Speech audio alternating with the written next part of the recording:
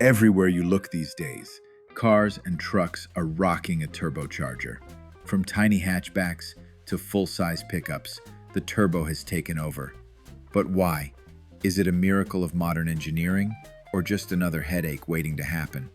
Let's dig into the good, the bad, and the ugly of turbocharged engines. Number 1. What exactly is a turbo?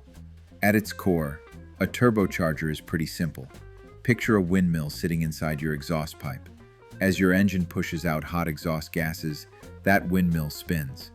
On the other side, it's connected to a compressor wheel that forces fresh air back into the engine. More air going in means you can burn more fuel, and more fuel means more power. It's like giving your engine a shot of espresso. Number 2. Why automakers love turbos. Here's the deal. Governments around the world are cracking down on emissions and fuel economy. Automakers can't just build big, thirsty engines anymore. So instead, they shrink the engine size, slap on a turbo, and boom, now they can claim it's fuel efficient while still giving you decent horsepower. Think about it. Instead of a heavy V6, you get a 4-cylinder with a turbo that feels just as strong on paper. Cheaper for the company, lighter for the car, and it ticks all the boxes regulators want. Win-win, at least on the spec sheet. Number 3. The good. Why turbos are awesome. Let's give credit where it's due. Turbos do bring real benefits. Power boost. A little engine can punch above its weight. That's why your 2.0-liter turbo feels like an old-school V6. Fuel economy. If you drive gently, a small turbo engine can sip fuel compared to a bigger, naturally aspirated motor. Cleaner emissions. Less displacement means fewer emissions under normal conditions, which helps meet those strict standards. Fun factor. Let's be honest. When that turbo spools up and you feel the boost kick in, it's addictive. Number 4. The bad. Why turbos can be a pain, but let's not sugarcoat it. Turbos aren't perfect. They run extremely hot. Remember, they're powered by your exhaust. That heat cooks your engine oil, stresses components, and puts the whole system under pressure. That's why some turbo engines don't actually live as long as their naturally aspirated cousins. More moving parts, more heat, more stress. It's just physics. Number 5. The ugly.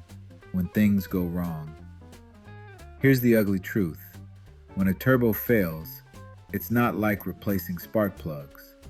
A blown turbo can send metal shards into your engine or starve it of oil, leading to catastrophic damage.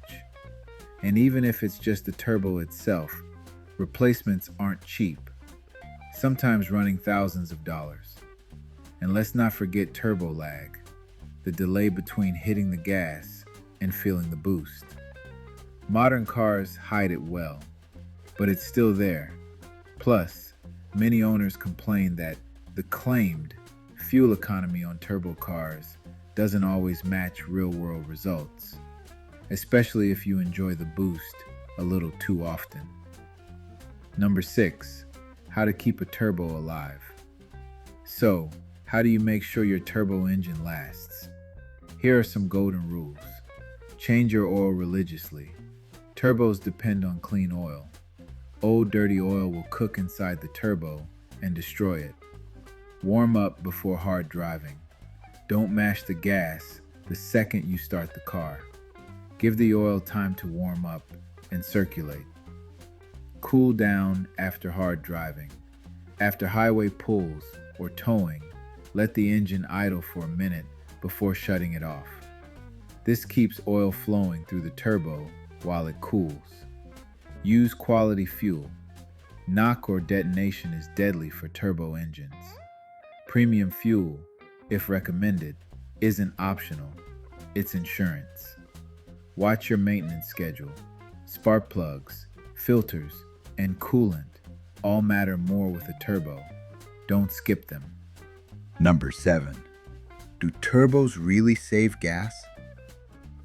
Here's the twist. Yes, turbo engines can save fuel if you drive like a grandma. But the second you dip into the boost, fuel economy drops fast.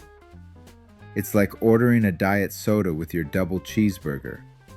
Technically healthier, but only if you stick to the plan. That's why so many drivers are disappointed when their fuel-efficient turbo doesn't hit the MPG they were promised. Number 8. The future of turbos. Love them or hate them, turbos are here to stay. With hybrids and electric cars taking over, the few gas engines left will almost always be turbocharged. Automakers want maximum power from the smallest engine possible, and turbos deliver that. We may even see more electric turbos, motors that spool instantly without lag, or hybrid setups that blend electric torque with turbo power. Number 9. Final thoughts. So, turbos are kind of like fast food. Convenient, exciting, and they hit the spot. But if you don't manage them properly, the long-term effects can hurt. Treat them right, keep up with maintenance, and you'll enjoy years of punchy, efficient driving. Ignore the rules, and you'll be making friends with your mechanic real quick. What about you?